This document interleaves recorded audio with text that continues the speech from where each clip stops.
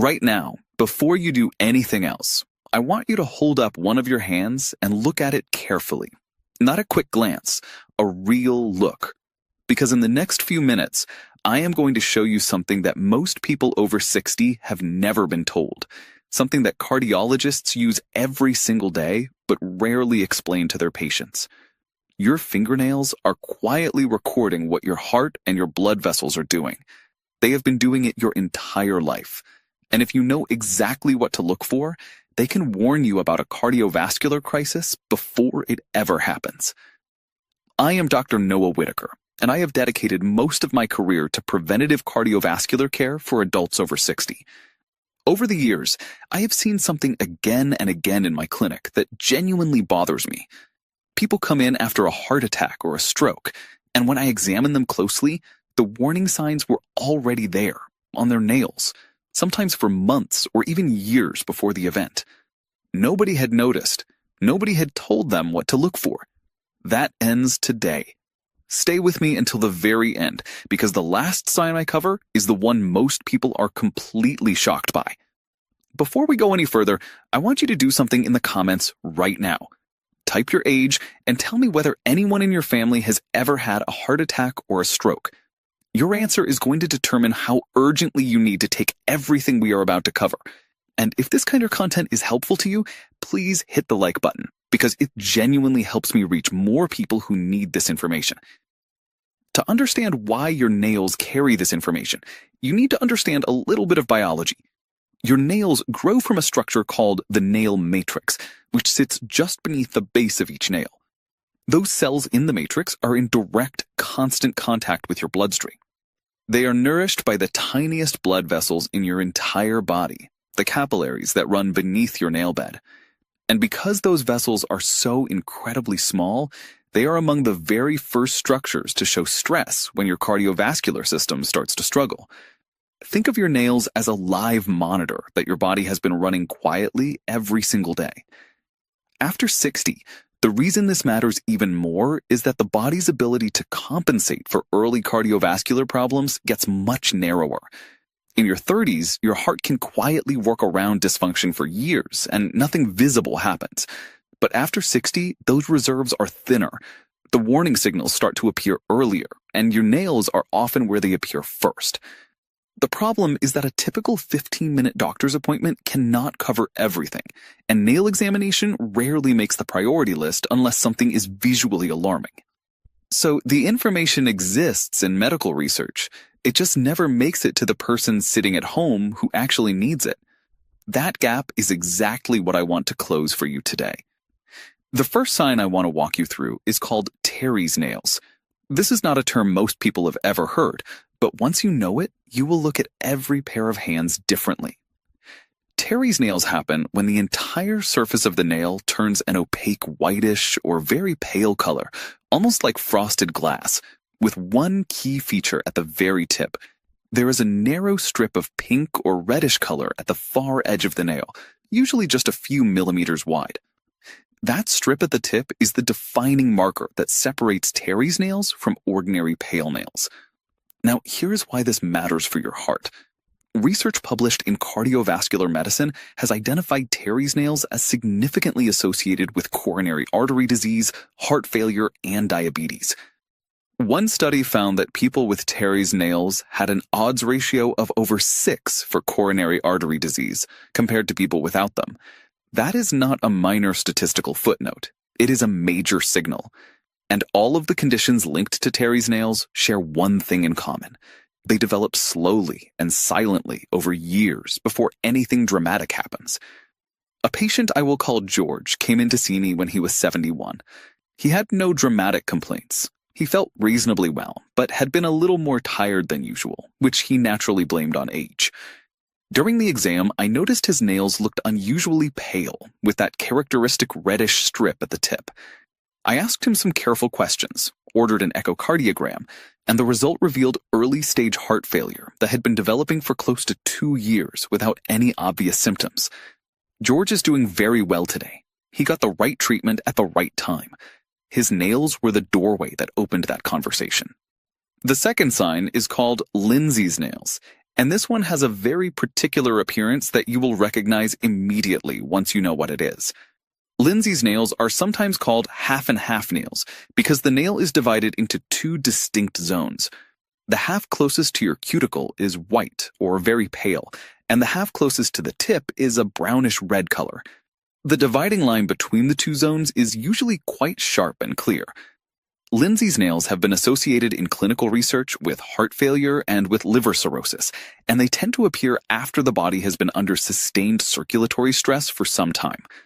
The reason I include both Terry's nails and Lindsay's nails early in this conversation is that they are both disorders of nail bed color that reflect how well blood is actually reaching and nourishing the smallest tissues in your body.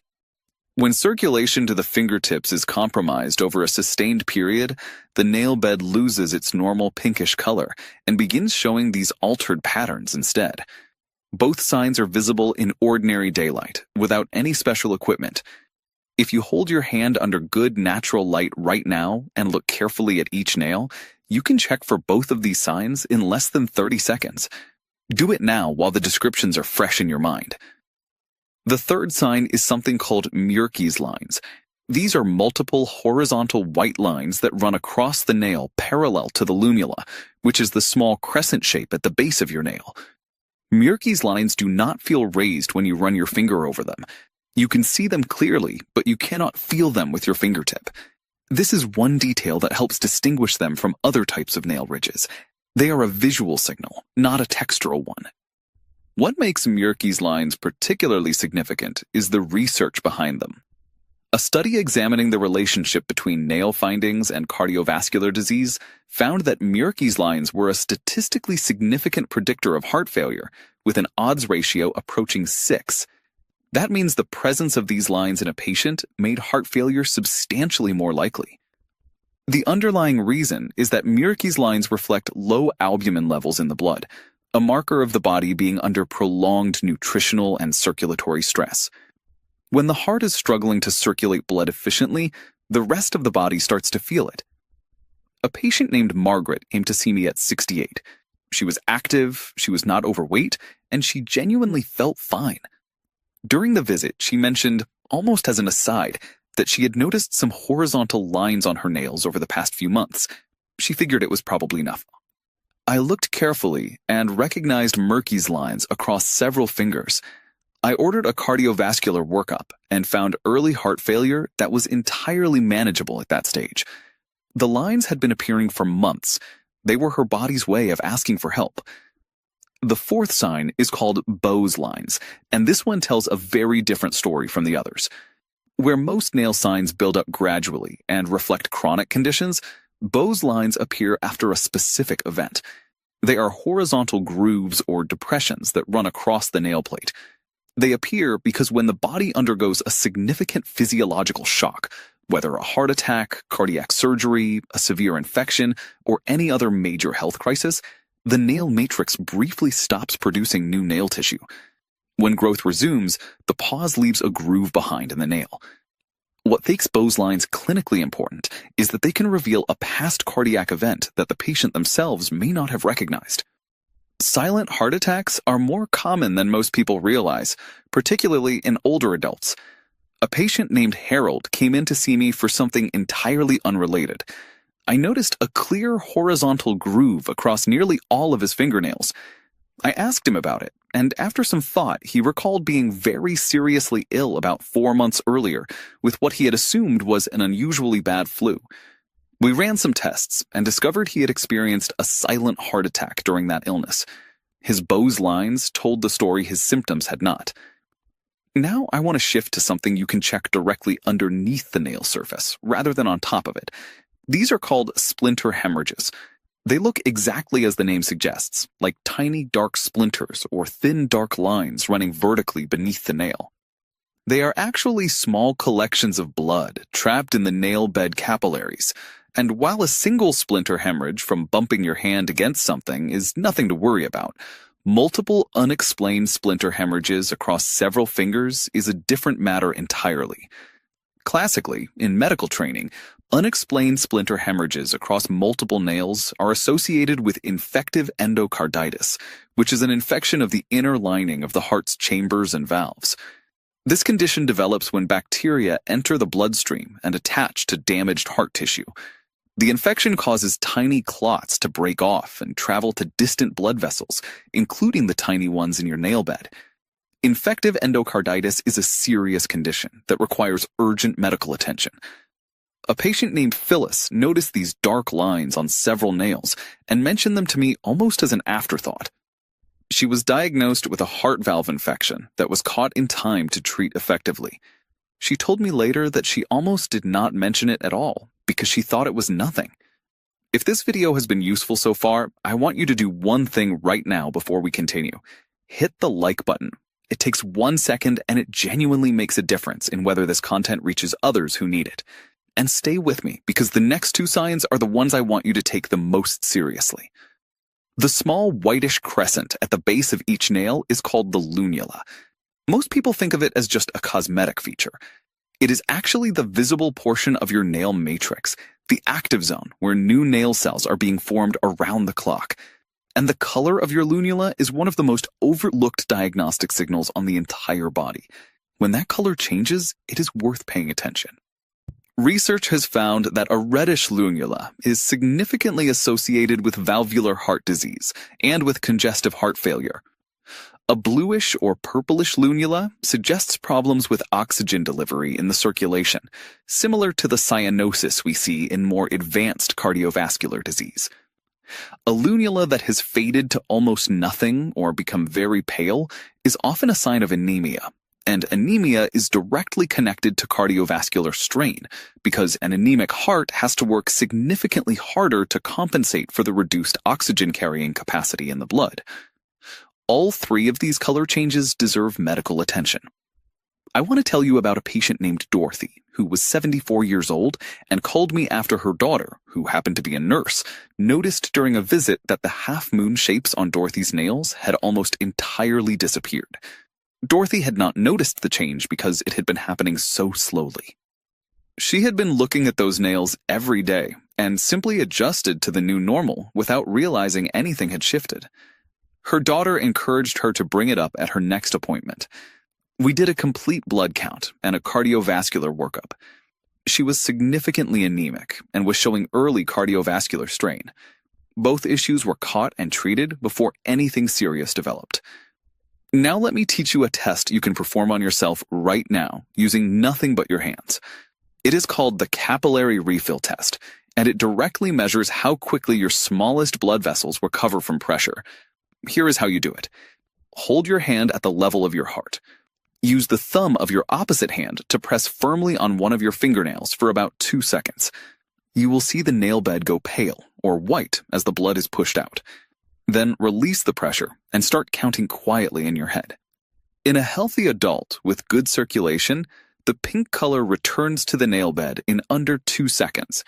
If it takes 3 seconds or longer and you get the same slow result when you test 3 or 4 different fingers, that is a meaningful sign that your microvascular circulation is sluggish.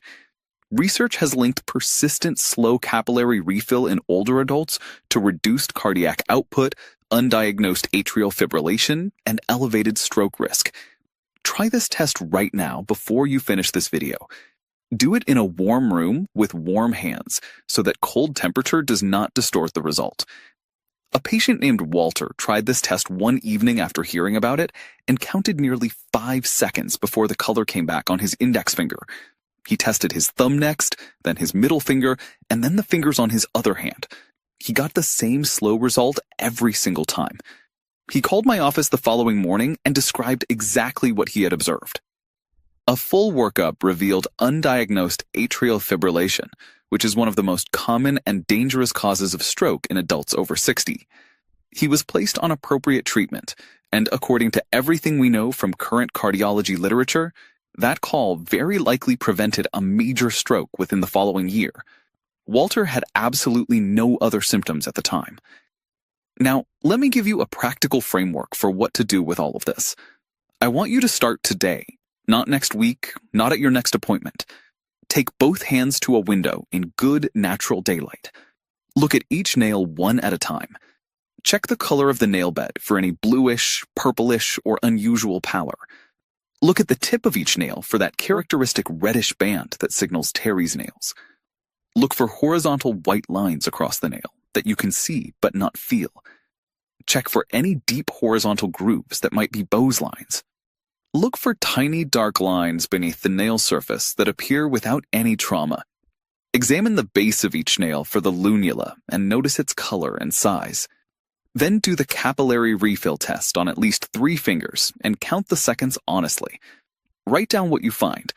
This step matters more than most people realize because these changes are slow and gradual, and human memory is notoriously unreliable over months and years. A photograph of your hands taken today in natural light gives you something concrete and honest to compare against 6 months from now. If you see one of these signs, mention it at your next routine appointment. If you see 2 or more of these signs together, do not wait for your annual checkup.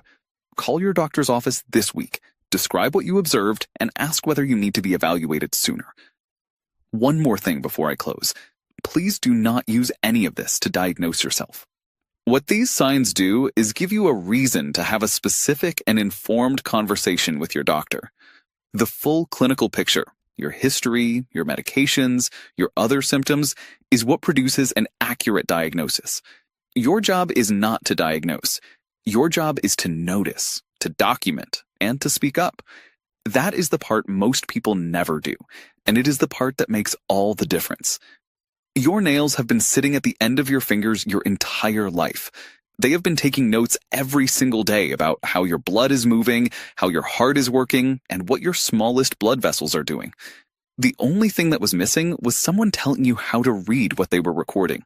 You now have that. Use it.